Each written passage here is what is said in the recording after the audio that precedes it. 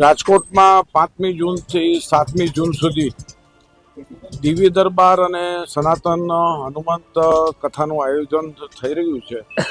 વિજ્ઞાન જથ્થા જે ધાર્મિક આયોજનને આવકારે છે, પરંતુ ધીરેન્દ્ર શાસ્ત્રી છે, જે કોઈ જગ્યાએ જાય છે ત્યાં વાદ વિવાદ, વાતાવરણ ડહોળાય છે, અશાંતિ ફેલાય છે, કાયદો વ્યવસ્થા જોખમાય છે. આ શખ્સ છે એ કથાકાર પણ નથી અને સંત પણ નથી. તેને રાજકીય પક્ષને ઓથ આપનારને કીધું કે 4 બાળકો પેદા કરો, વણમાયકી સલાહ આપી છે.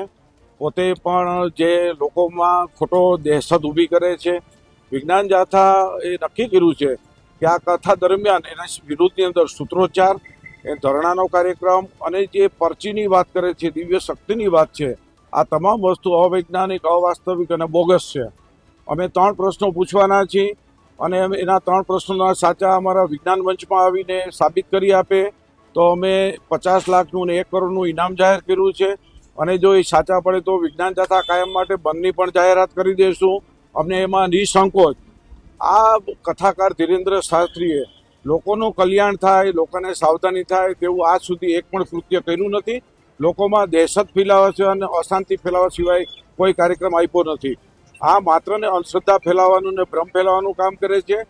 દેશને બાબાઓની જરૂર નથી, દેશને વિજ્ઞાનની જરૂર છે. બાળકો છે યુનિવર્સિટી તરફ પડે એની જરૂર છે.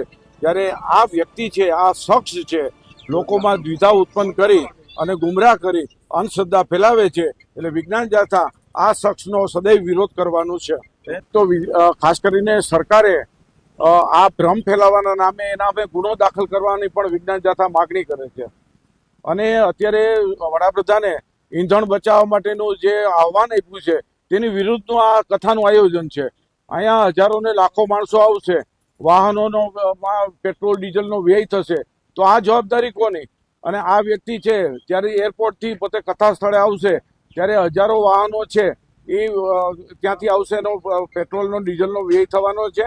ખાલી ઇલેક્ટ્રિકની વાત કરીને લોકોને મૂર્ખ બનાવવાની આયોજકો વાત કરે છે. આયોજકોને પણ ફેર વિચારણા કરવા માટે કુદરતનો આ ધીરેન્દ્ર શાસ્ત્રીને એક પણ પ્રકારનો સાથ નથી. માત્ર ને માત્ર આ વ્યક્તિ છે કોઈ પણ પ્રોજેક્ટ કામ કરે છે, લોકોના પ્રાણ પ્રશ્નો, બેરોજગારી, મોંઘવારી એને બીજે ધ્યાન દોરવા માટે આવા કથાના ગતકડા ઉભા કરી અને લોકોને ગુમરાહ કરે છે. વિજ્ઞાન જાથા અહીંયા જેવું આવશે અને જેવું ઈંધણની વિરુદ્ધનું કામ, અંધશ્રદ્ધાની કે પરચી કરવા, આવા કોઈ ચમત્કારિક વાત કરશે એટલે ઓન ધી સ્પોટ પોલીસ સ્ટેશનમાં જઈ તેના વિરુદ્ધમાં ગુનો દાખલ કરશે.